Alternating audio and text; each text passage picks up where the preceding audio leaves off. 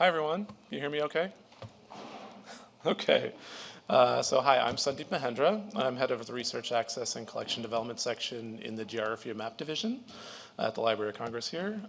It's my pleasure to welcome you, those of us in person and online, to the Library of Congress for the 2024 Philip Lee Phillips Society Spring Presentation, co-sponsored by the Washington Map Society.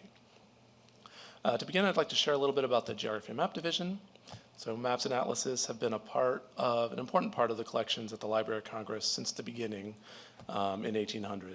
In 1897, the Geography and Map Division, then the Hall of Maps and Charts, was established with a handful of other special collections divisions. Quickly under Philip Lee Phillips, the first superintendent of the division, it became the largest map collection in the world.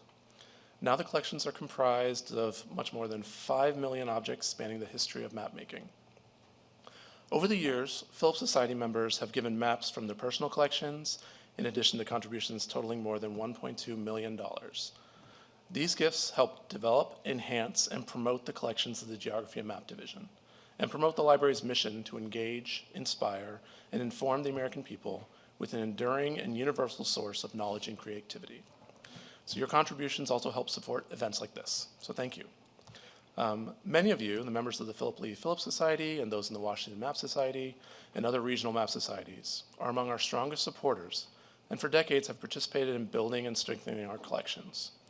So we invite you to use the collections and to reach out to our librarians to ask questions to facilitate your research.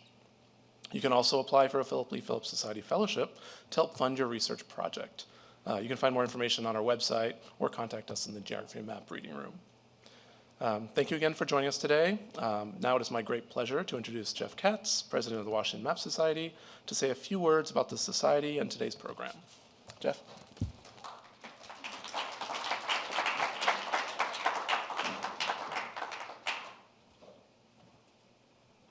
Well, good afternoon. What a delight to be at a live and hybrid event, which we have missed so much over the last few years. We're just thrilled to be able to start doing live events.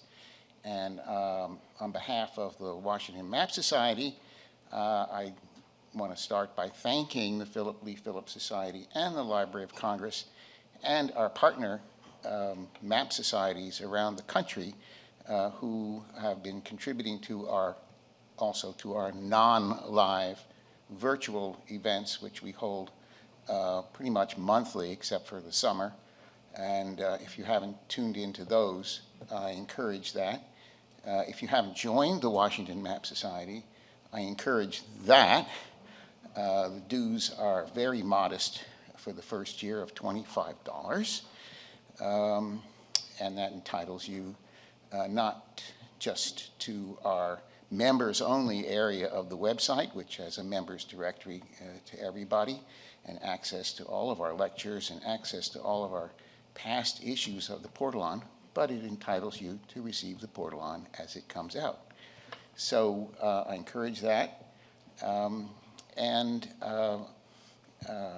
This program is, I think, almost our biggest one. It's a triple play.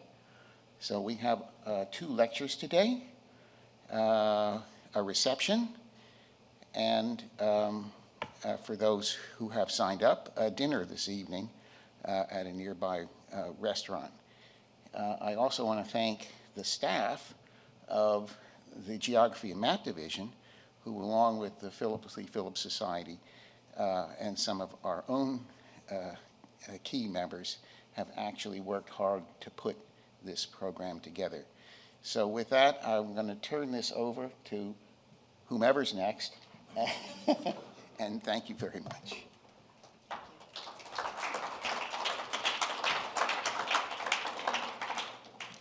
Thank you, Jeff. My name's Carissa Pastic. I'm a reference librarian in the Geography and Map Division. In our first talk today, I'm excited to introduce the title of which is Extractive Place Naming Practices in Early Modern North America. And our speaker is Lauren Beck, Canadian Research Chair in Intercultural Encounter, Professor of Visual and Material Culture Studies at Mount Allison University in Canada. She researches early modern visual culture of the Atlantic world. And a brief summary of her talk is extractive place naming practices come in several forms in the early modern North America. This lecture will examine these forms of extractive naming practices using exploration narratives and associated cartography from the 16th to the 18th centuries alongside Indigenous historical sources. And in between our talks today, we do have a display in the dining room A, the adjoining dining room, for all of those who are interested in looking at the maps they're talking about today. So without further ado, Lauren.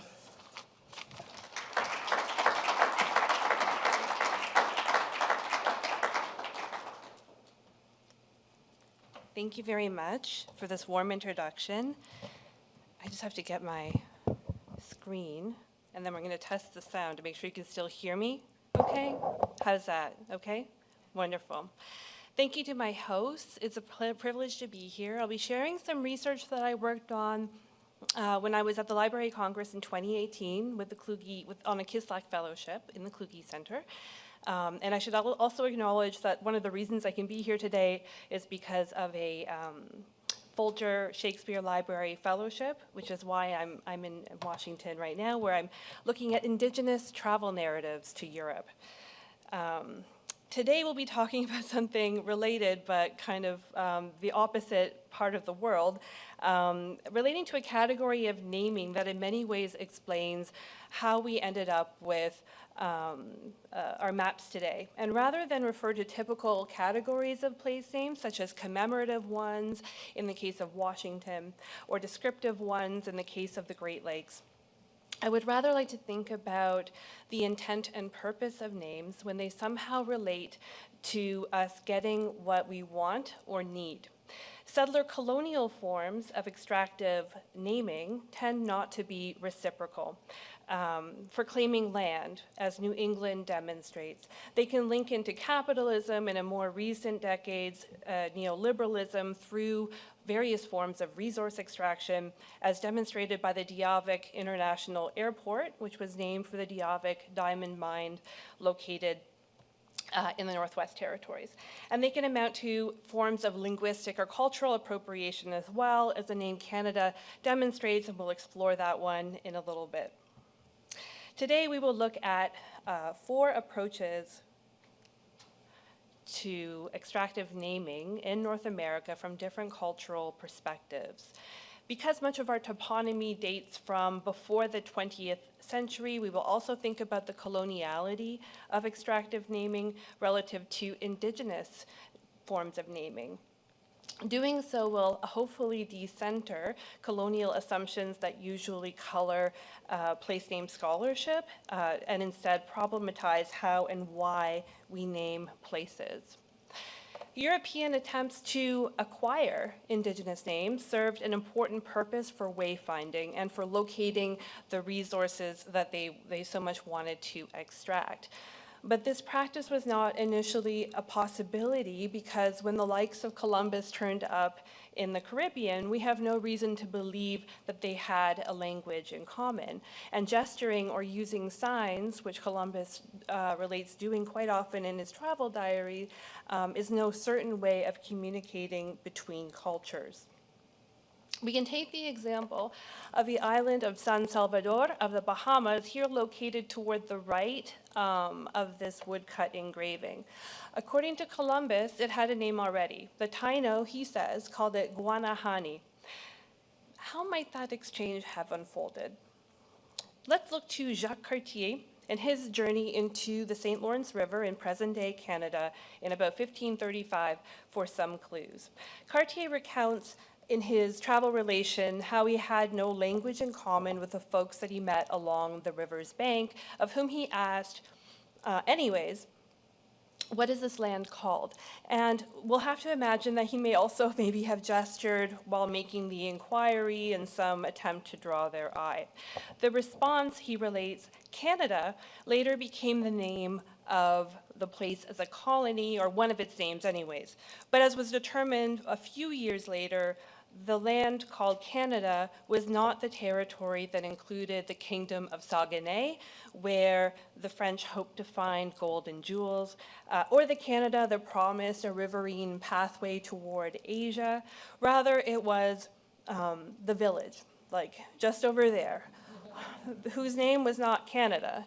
Rather, the word for a village as a generic noun was Canada. And so with this example, and thinking back to the name Columbus wrote down, the one he heard from the Taino speaker who did not know European languages, Guanahani, who knows what it really meant and to what Columbus may have been pointing. Might it have been that beach, that rock cropping, that ancestral tree?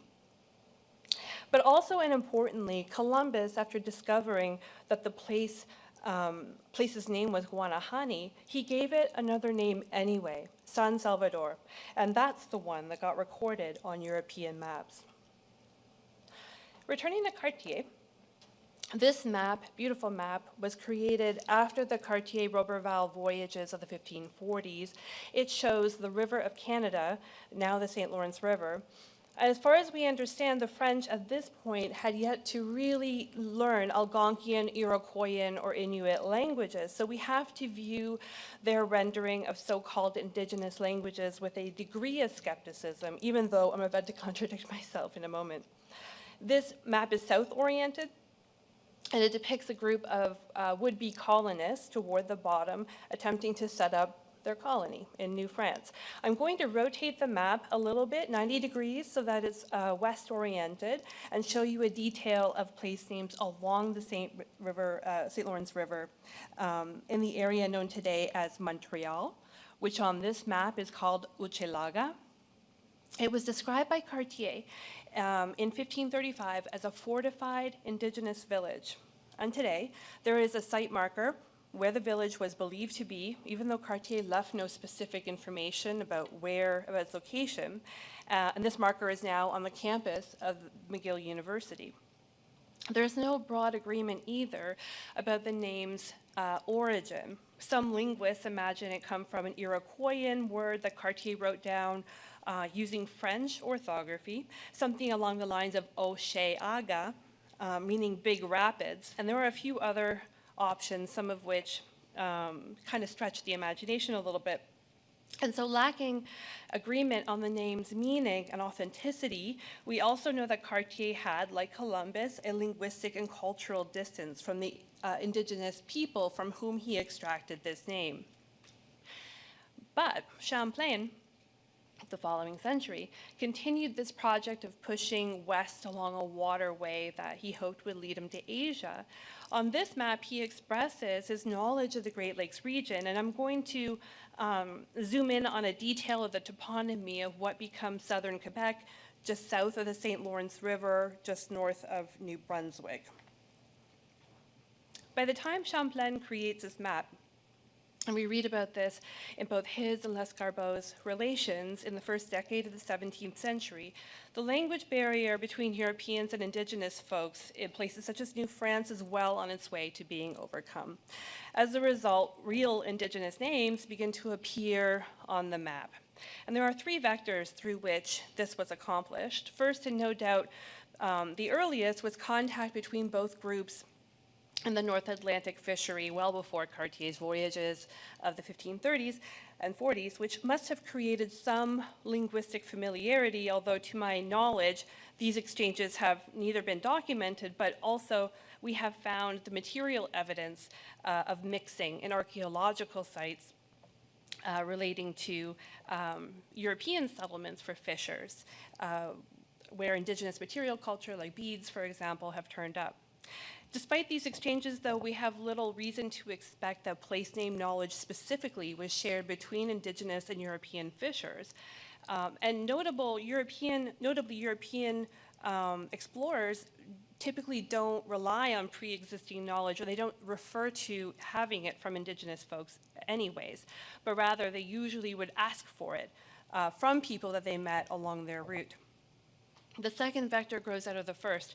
Around 1600, English in the Sea of Maine and along adjacent areas of the coast, remark on meeting French-speaking indigenous people wearing European coats and using Basque chalupes in that region. This demonstrates a more deeply rooted knowledge of French culture and language on the part of Penobscot and Mi'kmaq peoples. Some scholars contend that these people may have worked in the Basque fishery, and as my colleague and I are documenting on another project, some traveled to France in this period in the late 16th century. They learned French and then returned to this region, whether with or even before Champlain's arrival. The third vector for supporting these linguistic exchanges is through Europeans learning indigenous languages.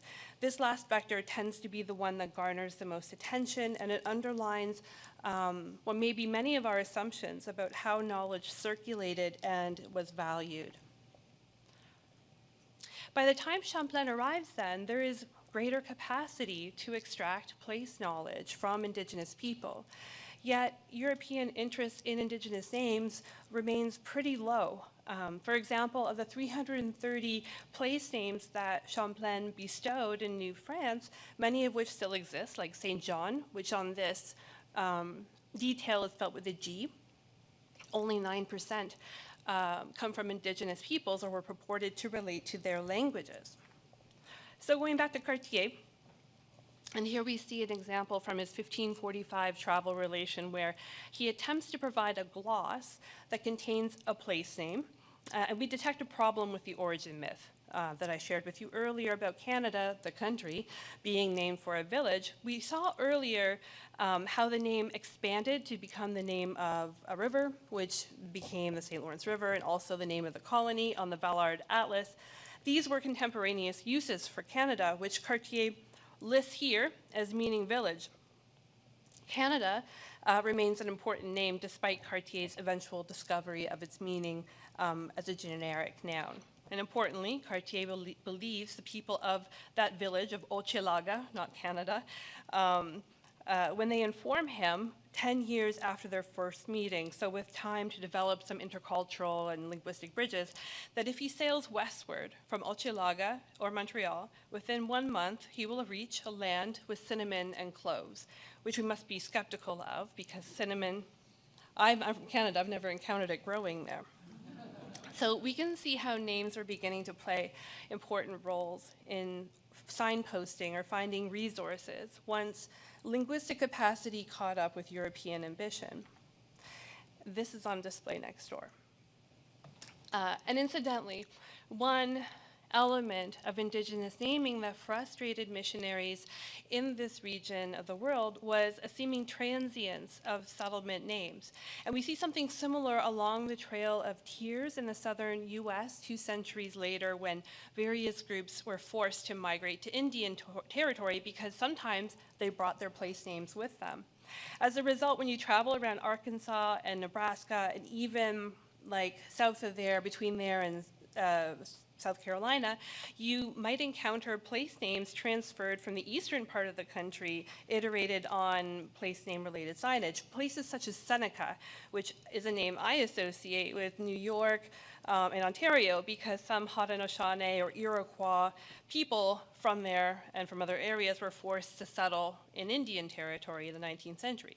So this map, going back to transience of names, depicts southern Ontario between Lake Huron, which is the body of water toward the left, Georgian Bay, which is the body of water toward the top, and Lake Ontario is on the very, very bottom right, to give you a bit of an orientation, and Lake Simcoe, which is the small little lake called Lac toward the right center of the map. I'm going to show you a detail of northwest of Lake Simcoe. The communities of Wendat, or Huron peoples, represented on this map in the mid-17th century, occasionally would pick up and move, which missionaries were confused about. They did not know that they were doing this because once a place's carrying capacity for flora, fauna, and so on began to deplete, and this is an important means of caring for the future of that land on the part of the Wendat, they would move elsewhere. To allow for that area to recover, to regenerate, making their living practices reciprocal and symbiotic with the land. Not all names move, though. And these two are examples. Some remained because they described the topography. One such community, highlighted to the very right of this map detail, was called Saint-Jean-Baptiste by the missionary, but Contarea by the Wendat, meaning something like where there is a little lake. And once you know the other lakes around it, Lake Simcoe sure looks like a little lake. And another highlighted in the middle called Saint-Marie by the missionary, but Kutarkano by the Wendat, meaning where the clay, wet earth is penetrated. And of course there you can see a river going through the settlement. These two Wendat names inform us about what resources and environmental factors might be encountered in these places. So using and divining the meanings of indigenous names became an important means of locating and identifying sometimes faraway resources, such as minerals and fur. After this period, we see a lot more indigenous toponymy popping up on European maps of new-to-them areas, which points us in the direction of place names that explicitly reflected some form of resource extraction. Some of the earliest European maps of North America bathe light on resources such as minerals and fish, and how they are recorded reveals perceptions about the language associated with the European country staking a claim to a place. I'm going to show you a detail of Newfoundland from this map, which will be on the left side toward the top of the map. Here, Terra Nova, or Newfoundland, has places named for cod, or bacalao in Spanish, and a version of that in Portuguese, as well as a place explicitly named for Portuguese occupation of, or presence in, or knowledge of the region, therefore signposting where one might find cod, as well as the proximity of Portuguese people to that resource. Later this century, companies were created to manage resource extraction, and they played a critical role in mapping North America as well. So perhaps it's no surprise that toponymy becomes influenced by these corporate activities. We can point, of course, to the Casa de la Contratación in Seville, which handled all contracts and mercantile-related matters going to and from the Spanish Indies, but also the Hudson's Bay Company, which set up extensive trade infrastructure across subarctic Canada, and a number of places are named for its founder, Henry Hudson, such as the Hudson River in New York. These companies ultimately begin to compete with each other, and I'll just fast forward to the mid-18th century when things are really heating up in the northern parts of the US and Canada, when efforts to map the northern regions were inspired by the hope that more resources might be found there. Arthur Dobbs created this map as part of his campaign to change the Hudson Bay Company's terms of operations. Their monopoly in the north, he argued, was failing Britain because the company was no longer doing any exploration, and their pricing of furs was too high. Indigenous fur traders could get better prices from French traders.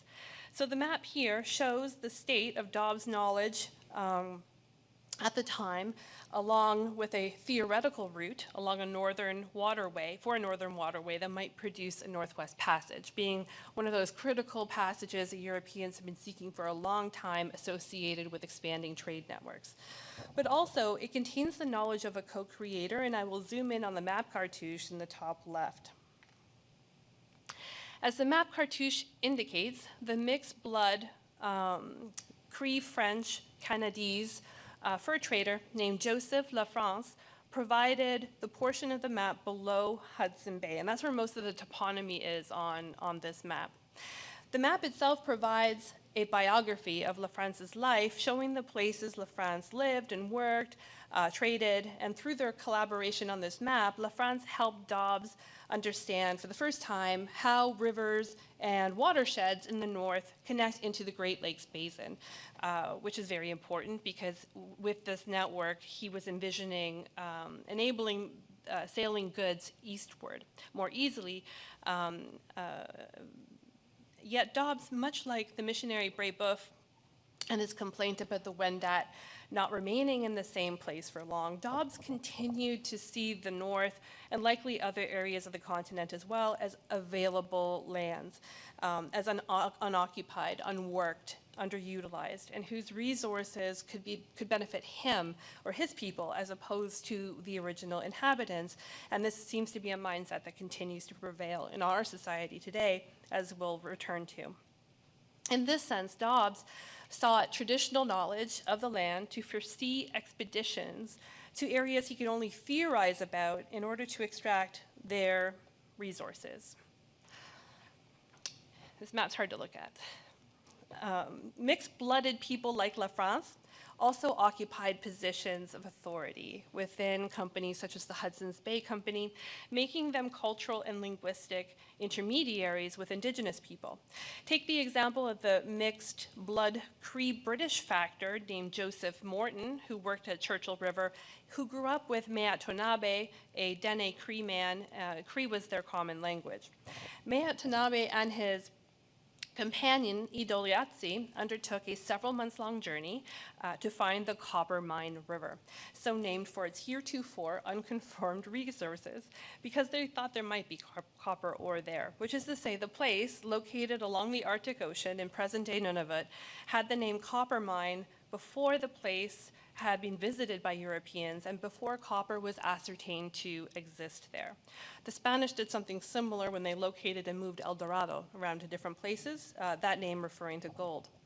These indigenous informants had knowledge of the area, extensive knowledge, and they shared it with Norton, who drew what you see on the screen and sent it to the Hudson Bay Company authorities in London.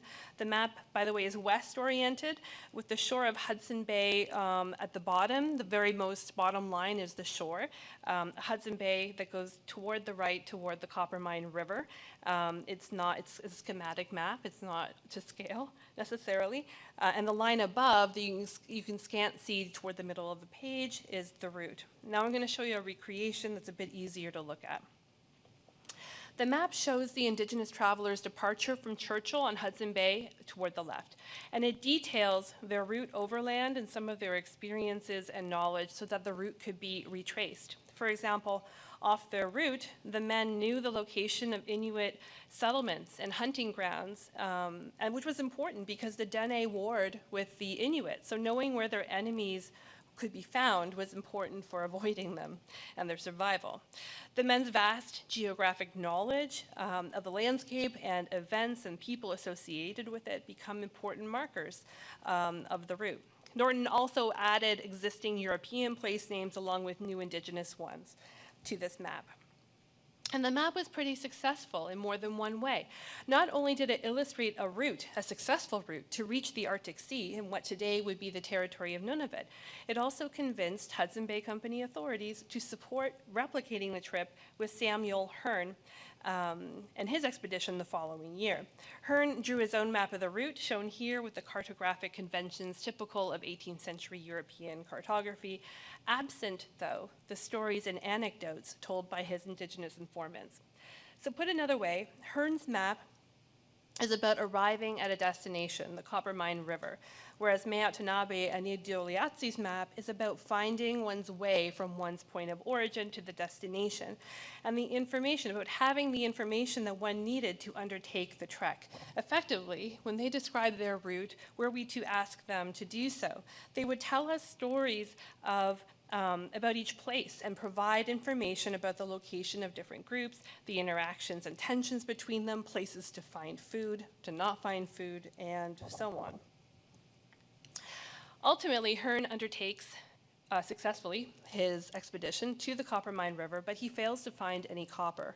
The place, nonetheless, keeps this name until recent years when the Inuit reinstated a traditional name for the place after consulting elders. Thinking about the fur trade and places such as the former community of Coppermine River or a place called Muskrat Falls, resource extraction is also prevalent in visual forms of toponymic expression. Take the important role of water in resource extraction, whether we think of it as a means through which goods are exported along rivers and so on, or as a means of industrial production or as a commodity in its own right. Emblems such as coats of arms and flags functions as extensions of place names. This is particularly interesting because few settler colonial names have specifics. So that's the non-generic part of a place name, as in Michigan for Lake Michigan. Few specifics deal in any way with water. So rather than Niagara Falls, an example of that might be very wet falls, for instance, where the specific relates to water.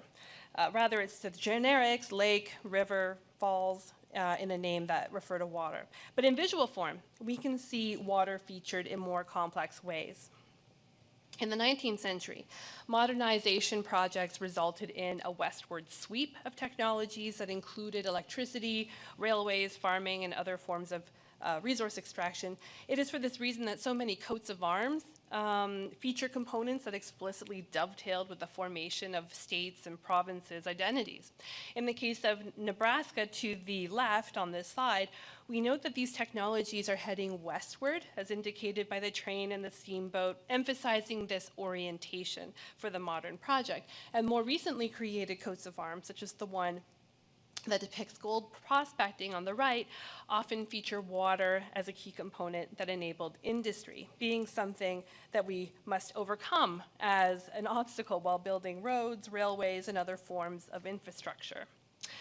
So let us contrast these ways of linking the extraction of resources to our identities using the device of place stories. Place stories form the backbone of traditional ecological knowledge across the Indigenous Americas. To get into what a place story is, we will look at an important name from Mi'kma'ki, the land of the Mi'kmaq, which occupies most of Atlantic Canada. This is where the traditional territories of the Mi'kmaq can be found, adjacent to Wolastoqey and Inuit lands. And they traditionally spend some summer months in places such as Maine, all the way down toward Boston. As we have been discussing, over the last few centuries, traditional names in the area have changed. Take the Mi'kmaq Reservation of Elsipogtog, whose name means something like, if you ask one elder, River of Fire. And if you walk down the street and ask a different elder, they might tell you it means the place where the sun rises and reflects on the water. So here you can see already two rich and interconnected meanings for this traditional name, both of which inform us of the place where we sit while making our way down this river with the sun rising over the ocean in the east behind us as we paddle downriver to the community. The name is experiential. When we are in this place, we will see the sun rise over the water as it reflects its pink, orange, yellow, and red rays. We can't really say this about New York. There is no experiential component to the name itself. In the opposite corner of the continent in Latin America, during colonial times, saint names, hagiotoponyms, often acquired an indigenous modifier, much as we saw in the 17th century in the Great Lakes region when bilingual names coexisted, even if indigenous folks did not embrace the European name. And this was the case for San Lorenzo Acopilco, which is now just called Acopilco in Coajimalpa Federal District, Mexico. I think it's from the Nahuatl word atl, which means water, copil, meaning chief, in this case, chief of the Malinalco people, and co, meaning place. So, place of the waters belonging to the copil, who is the chief of the Malinalco. All of this fits into the one word, Alcopilco, and there is a similar meaning in Chantal Mayan for this place, meaning place crowned with water. So we can see how the name informs us of the topography being fed by headwaters and some sense of leadership, or the person who leads the settlement. We can also point to a paratextual example of place storytelling from the same area.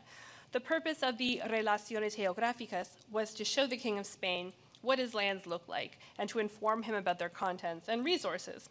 A questionnaire was printed and sent to each community in the Spanish Empire toward the end of the 16th century, and one of its questions asked for a pintura, a picture or cartographic rendering of the community. In New Spain, many of these were completed by indigenous or mixed blood artists and informants, which is where the subject of place stories grows even more interesting. I'm going to zoom in on this schematic map of Macuilxochitl in Oaxaca so that we can see the parts of the trilingual place story that it offers us. This detail depicts the origin story of this town and explains it in transliterated Nahuatl to the right using Romanized text with some Spanish on the map as well. The center glyph features two enthroned Zapotec men who were designated by a deity to oversee these lands, and a Zapotec woman sitting under a tree next to them, and the Nahuatl text to the left characterizes the three of them as lords of the region. Over top of them is a tree is a glyph featuring 5 flowers, which refers to the Mesoamerican deity Macuilxochitl, Macuil meaning 5, Xochitl meaning flower, after whom this town is named, and who is credited with assigning these lands to the aforementioned 3 lords. Importantly, the 3 lords are depicted within an altepetl, which is a concept that relates to an established settlement. The altepetl, which literally means water house or water mountain, and if you look at the shape of the glyph, you can see that all of these symbols are enclosed within something that might resemble a hill or a mountain. It is much more than just, it means much more than just a town. Its glyph, as I was saying, sort of looks like a mountain or a house of some sort, and it's modified with several other symbols that collectively characterize the location. Many towns have their own altepetls, their own collection of symbols. Altepetls contain people, as this one does, residents, contains governance, and so on. But also the altepetl is conceived of containing wealth and resources. And so when we think about that, it's quite interesting.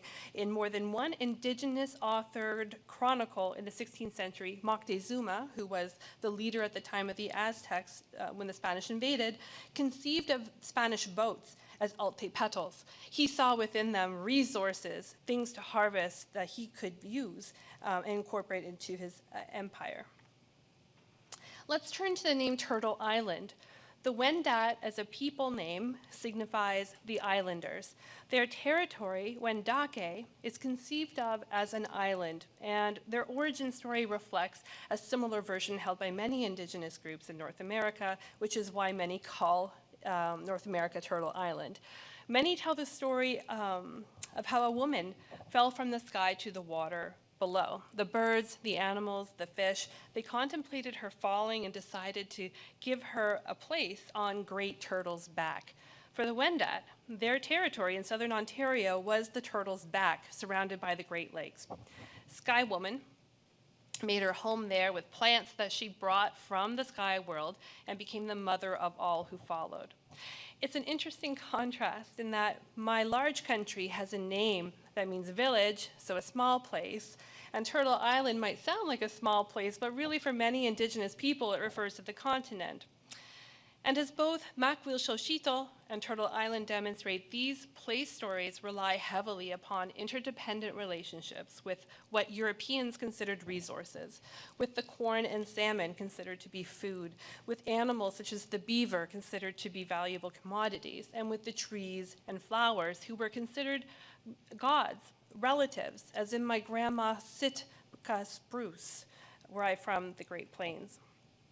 Entering into relationships that were sustainable with individuals from both the human and other than human worlds is a fundamental tenet of indigenous epistemology and ontology.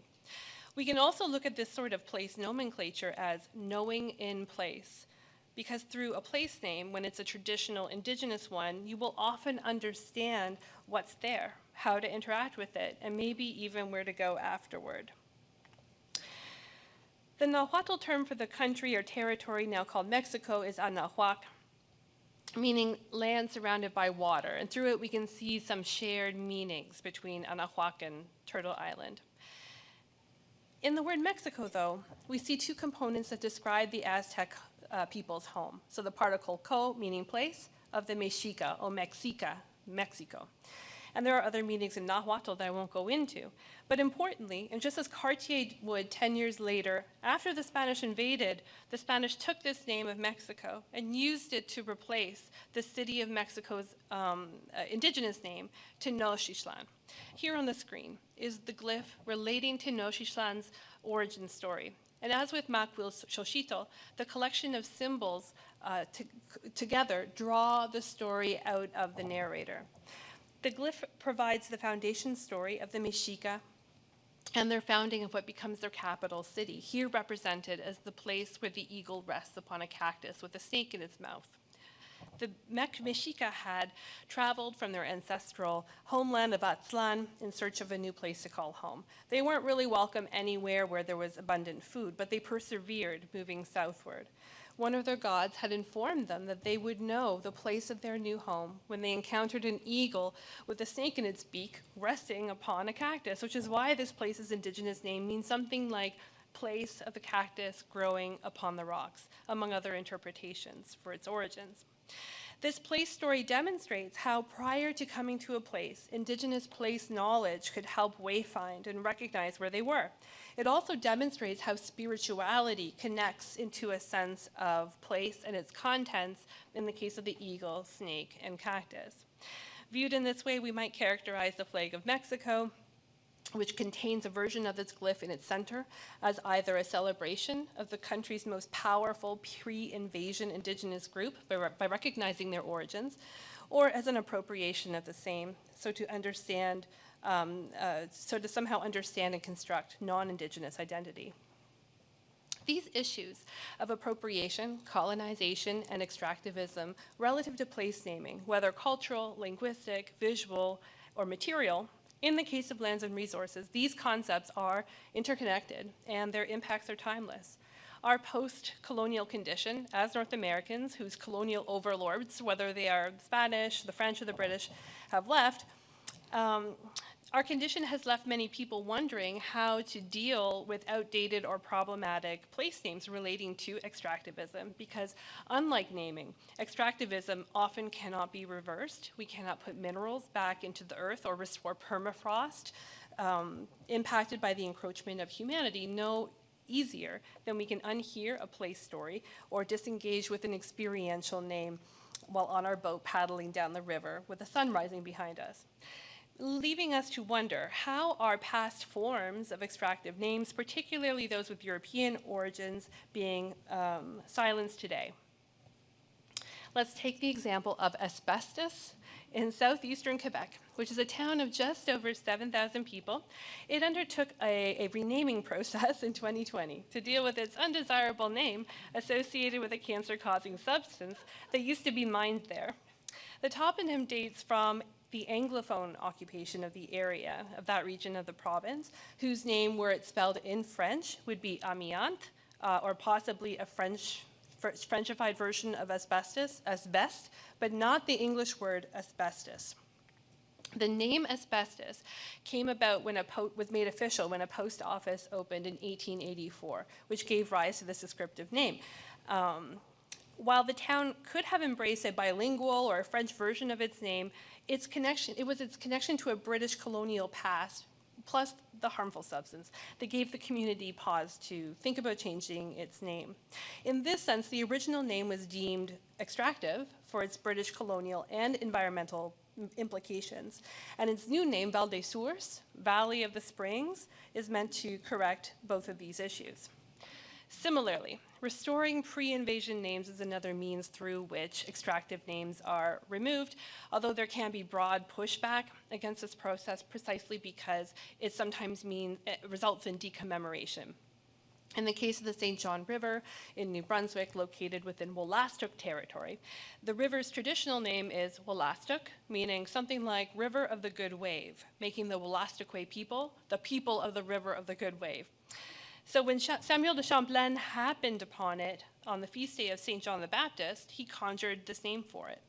In the last few years, the Wolastoqey and allied settlers have been lobbying to see the name changed back to its pre-invasion one.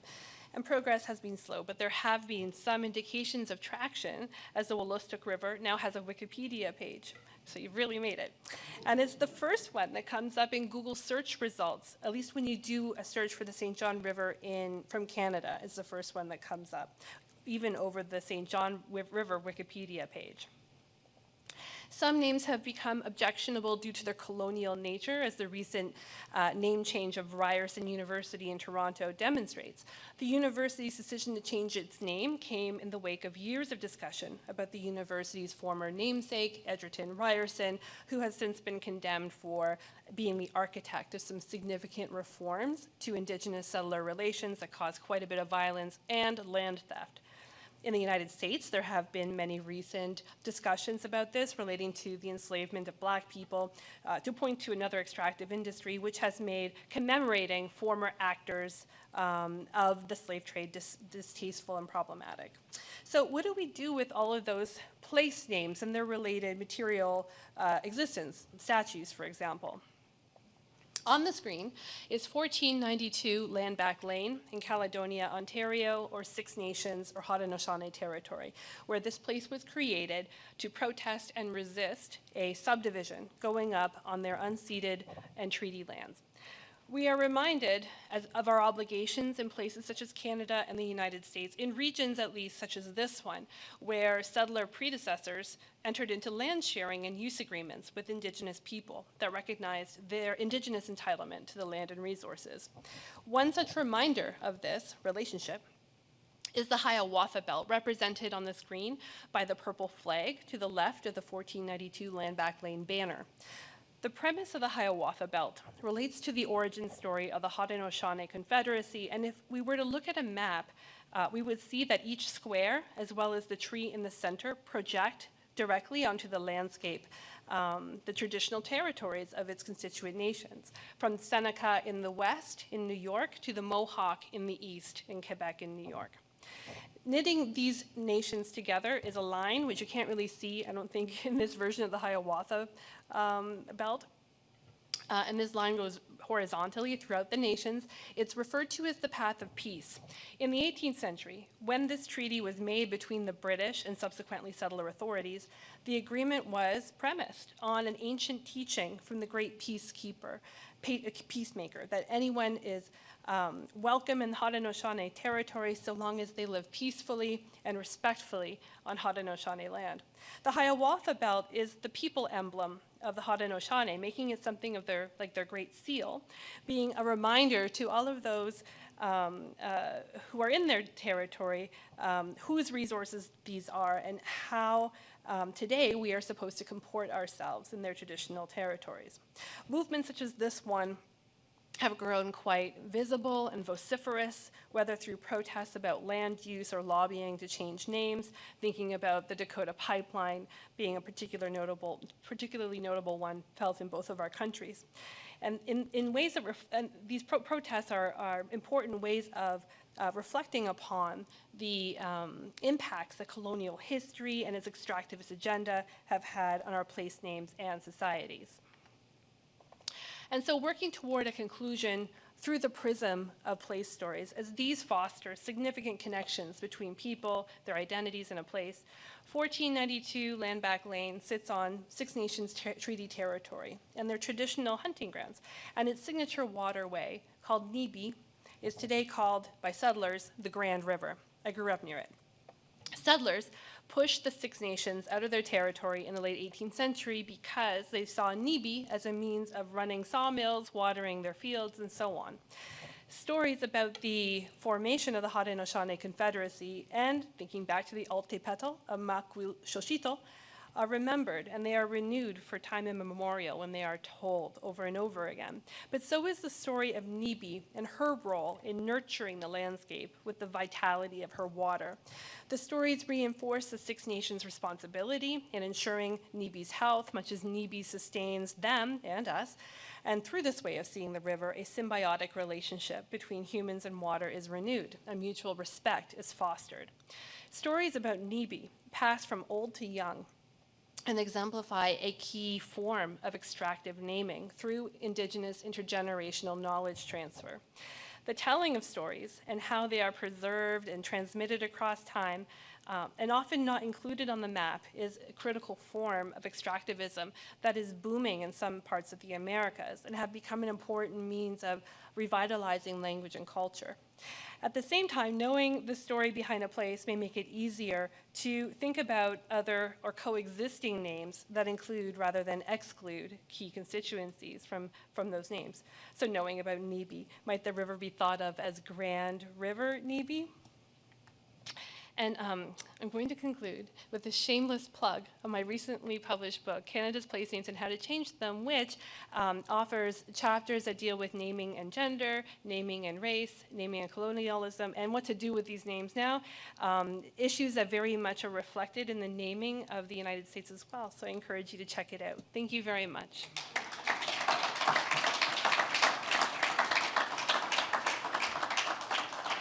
Oh, thank you. Do you want me to stay here? Well, thank you, Dr. Beck, for such a wonderful presentation. I know I really appreciated how it was, first of all, beautifully illustrated, of course, but also really very thought-provoking and a call to action, as well as the historical side that we really love with these kinds of discussions. So thank you. And while I give Dr. Beck a second to have some water, we are going to have a brief Q&A right now. Please look out for microphones that will be circulating in the area shortly. Please don't start asking a question until a microphone comes to you, because of course we are joined by online friends and we want them to hear your questions as well. And speaking of our online friends, please feel free to submit questions as well. We'll be sure to read them and to make sure that they also get integrated into the Q&A. With that, I will step back and somebody can wave frantically for a microphone and it will come your way, or not frantically, as you wish. But another round of applause in the meantime, please, for Lauren Beck. Thank you. Generous, thank you.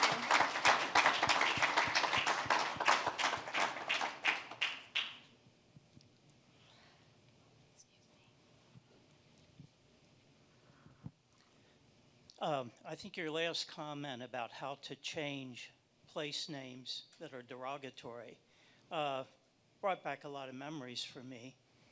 I was on the board in geographic names in the 1990s, and one of our big controversies was squaw. And there was really very little agreement for a universal name change. And in fact, I guess some Native groups weren't as opposed to that name as others.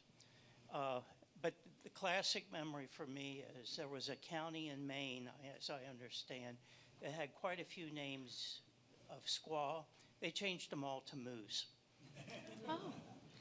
Not that that's a question, it's just, I think you might comment just a bit on what is the process for changing names? Thank you. That's a great question. I had the honor of attending the Canadian Geographical Names Board of Canada, Geographical Names Board of Canada's annual meeting in Yellowknife, and last year. And we were talking about these sorts of subjects as well, because they also are struggling to figure out what to do with antiquated terms, like Indian, for instance, when it doesn't refer to someone from India, which in my country, we have a lot of people from India historically, so it causes actually some confusion. And so the process of changing a name, it depends on where it is. If this is a street named Indian Road, like in Mississauga, Ontario, or you probably have a few Indian roads around here too, often the authority over those names fall upon the municipality or the city, and they should have some process in place for which changing names can happen. And some of the most offensive names can be found often at the municipal level because there's just more names in a concentrated area where people can see them, which can be more easy to offend. People. I recently did a study of all place name policy in Canada, however, and I found that only 4% of Canadian municipalities have a place name policy, of cities have a place name policy. We haven't extended the study yet to the US. Thinking about the American and Geographical Names Boards, however, both of them have fairly straightforward policies that they are meant to update every now and again. One of the challenges for the Canadian board, and I think the American board as well, because I've been reading your policies too, is that the policies don't get updated frequently enough. As a result, for example, a lot of place name policy recommends that you name places after historical figures, which can sometimes, if you don't give examples of figures that are, say, women or people of color, can result in commemorating the same type of person over and over again, which can be a challenge. And so the Canadian board is also dealing with some of these same questions. But I think just talking about them, though, gets people to become more aware about how to move forward and also how to collect Indigenous toponymy. I had a meeting with Apple Maps. They have a mapping app, and they're trying to figure out how to better include Indigenous names, like real ones, on their maps. One of the challenges, though, is getting community members to work with them on the one hand, but also it's kind of problematic to show up and be like, what's your name? I want to put it on my map, isn't it? And that's some of the process of naming that we kind of saw already, and it's the sort of thing that our institutions do in our land acknowledgement statements, where we acknowledge this university is located on traditional Mi'kmaq land, but we don't talk about what the local toponym is or what it means, what significance is.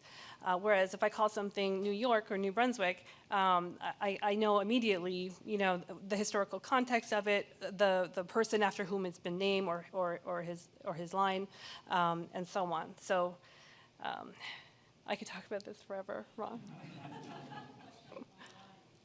How do Indigenous geographic conceptualizations of space illustrate these naming practices, thinking of how Western mapping conventions cannot always be imposed on these conceptualizations of space? It's true.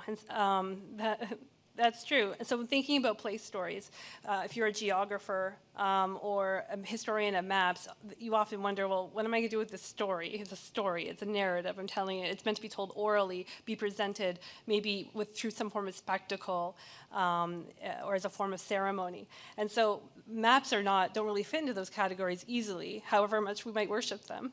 And so that could be challenging. For me, I find it helpful to think about space having different forms of dimension, which might sound kind of weird because we have map projections to help account for distortions of the dimension scale. But we often think of maps as being on paper or in a three-dimensional form as a sphere. We don't think about them as easily in other modalities, like the space being described in words and difficult to visualize, like the falling of Sky Woman. I can make a cartoon, for example, or some sort of graphic interface to demonstrate the story of Turtle Island, but I can't really show you a map of Turtle Island that tells you the story without narrativizing it somehow, can I? I can show you a turtle with the Great Lakes around it, but the story of Sky Woman and how Turtle Island comes to exist doesn't get narrated out unless we turn to a non-cartographic modality. So online, that was a great observation. Thank you. We have another question online. In the States, some of the most controversial naming issues have to do with the Civil War.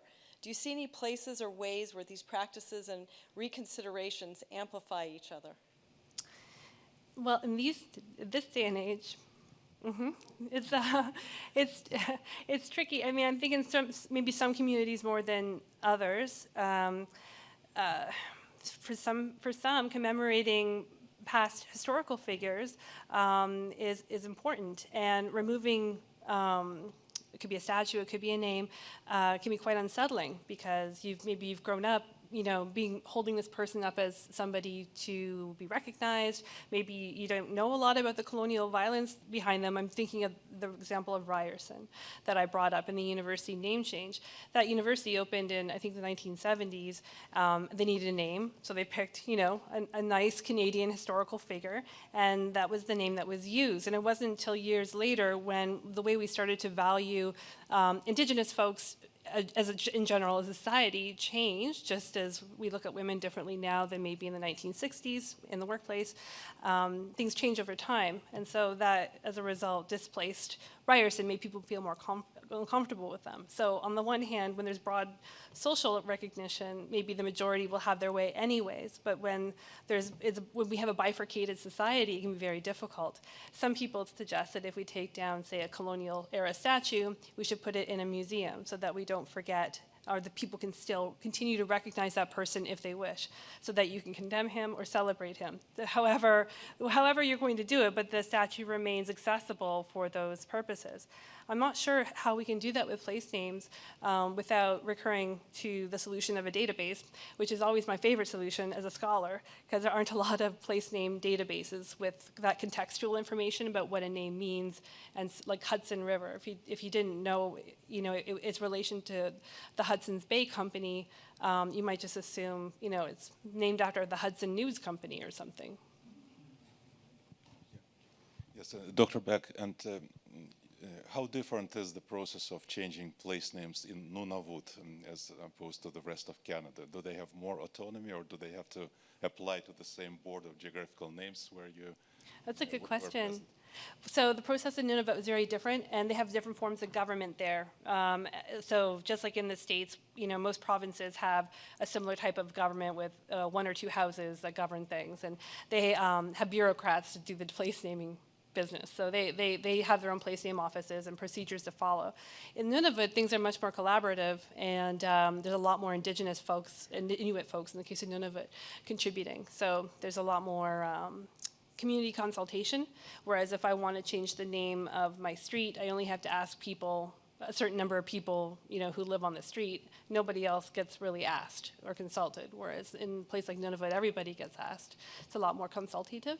Going back to my comment about Apple, they told me they were working with a community one or two communities in Nunavut, and I happened to meet a place name team from Nunavut who was actively going to every single community and asking all the elders, what's this name, what's that name, what's this river called, which is something Apple wasn't doing.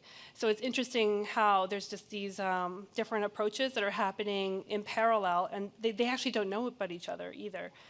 When it comes to place names and maybe changing them. I think a key technology that a lot of Indigenous communities, I think, from what I'm hearing, are seeing is the power of maps to be able to link their traditional names, spelled however they want to spell them, in whatever syllabics they want to use, pinned to a map. And I think Google Maps in particular is a great tool for that, because thinking about 1492 Lamback Lane, which exists now, on Google's Maps, because you can create a pin and you can create a place effectively, and somebody has done that. So now you can search for 1492 Lamback Lane and it exists. And that's how Elsie Book took as a community name in New Brunswick. It used to be called Reservation, well, it's still officially Reservation 15, that's its official name.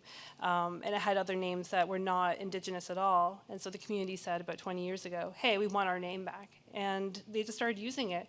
And it's not official, but that's all the signs have that name now and whatnot. So I think there's different vectors or different ways to arrive at changing names for Indigenous groups. Okay, I have a question. I'm on the Historic Alexandria Resources Commission, and one of the responsibilities, and there were several people that were involved in doing so from the commission, is to collect names to make changes to several street names. Well, actually, they have a lot of Confederate names in the city. So I think they took a rather clever and cautious approach. What they did for a few of them was simply rededicate the same name to a different person. And then in one case, they eliminated one letter from the name and dedicated it again to another person. So That's a I great felt idea. like they dipped their toes into the water, and they wanted to really see how was this going to affect the community before they actually made significant street name changes. That's a great idea. The place name policy project I told you about, one of the areas we explored was how we could do that, take that approach to have more women represented on the map without maybe alienating or confusing everybody by changing a bunch of names all at once. And it occurs to me that sometimes you go into like a historic city center and you see alternative names or celebratory ones up there, and maybe people use them or don't use them, but that might be another way as well. So it's great that you're working with your place names. We have one last question online. We've gone a little bit over, but the question is, are there examples where we see maps of an area drawn by different Indigenous peoples who overlapped in those areas, show interestingly different perspectives on what's there or what stories attached to it? I think so. I think that's particularly true of people names. So I told you the story of Mexico. That wasn't the official name. That was a name that I think that Tlaxcalan, so a different, like an enemy group of the Aztecs, who collaborated with the Spaniards and came up with that name and used that name. And so the same with the Mi'kmaq and the Wolastoqey. Sometimes they would, kind of bother each other, and they had slanderous names for each other, and those sometimes would come out of the place stories as well. But at the same time, when we think about Nahuac, Turtle Island, we also see some similar characteristics with divergences and differences. But I mean, if I could make a sort of a crude comparison to Europe, Greece, and Spain, and think about how spaces interpreted similarly in terms of the continent of Europe and its environs, that might not be a surprise that a lot of indigenous groups share some similar perceptions and conceptualizations because they didn't live in isolation from each other. There was these networks went across the Americas, up and down, side to side, that allowed them to transact information and all sorts of things, just like in Europe and Asia. Well, thank you. Once again, let's give our hand to Beck. Thank you so much, Lauren. And just a reminder, we have a little reception here in this room, but if you're going around the corner to see the display, please keep the food and drink in here so I don't have to have the catering staff stop you. And I really thank all of the G&M staff, all of the Washington Map Society, and our development staff, and our MMG staff, who's doing our presentation video back there, and our catering staff for all the work they've done to make this happen. So once again, thank you to Lauren, and please enjoy and have a little break. You too, Lauren. Thank you.